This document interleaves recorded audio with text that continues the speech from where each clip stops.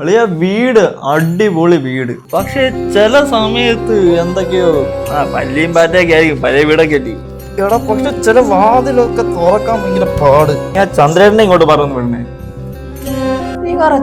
ഇതൊക്കെ എന്റെ കളിപ്പാട്ടായിരിക്കുന്നു. അടുത്ത വാതിൽ ഇതിനകത്ത് വലിയ സ്വർണ്ണ വല്ലതും ഉണ്ട്. അത് തുടരുത്. തുടരുതെന്ന് എടാ നീ വല്ലതും പറഞ്ഞിപ്പോ തൊടാനോ? ആരാ? എടാ ഞാൻ നിന്നോട് പറഞ്ഞില്ല ഇവിടെ എന്തൊക്കെയോ പ്രശ്നങ്ങളുണ്ടെന്ന്. ഇത് വല്ലാത്തൊരു വീടാടാ ഇത്. ഇപ്പൊ എന്റെ ചിരട്ടയൊക്കെ എടുത്തെറിഞ്ഞ് ഇത് പെണ്ണുങ്ങളുടെ ശബ്ദമൊക്കെ കേൾക്കുന്നുണ്ട്.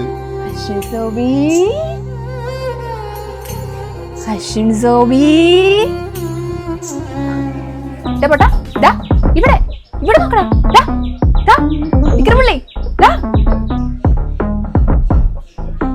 അഞ്ജന പ്രസാദ്, നീ എന്താ ഇവിടെ? എന്റെ വീട്ടിൽ ഞാൻ എന്താ ഇവിടെ നിന്നോ? വേണ്ടി മരം കണ്ടോ? ഇതിലാ ഞാൻ ചത്തത്.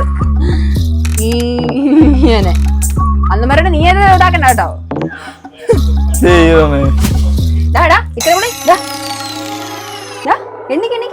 ഇനിയും പോകുന്ന കണ്ട നിന്റെ ചോര കുടിക്കും ഞാൻ.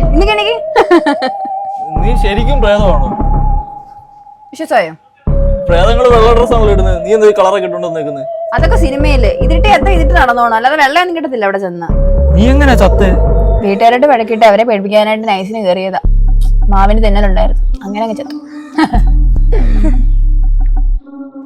ഈ പശുക്കളെ കണ്ടോ? ഇതൊക്കെ എന്റെ ആയിരുന്നു. അതുകൊണ്ട് ആ വെള്ള പശുവിനെ കണ്ടോ? അതിന് എനിക്ക് ഏറ്റവും ഇഷ്ടപ്പെട്ട പശു. എനിക്ക് പോവാൻ നേരമായി.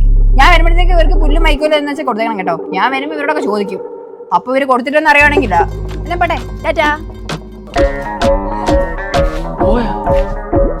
ഇനി എനിക്ക് ഭ്രാന്തായതാണോ? എന്തായാലും ഡോക്ടറിനെ കാണണം വൈകിട്ട്. പശു ഒലക്കേടെ മൂട്.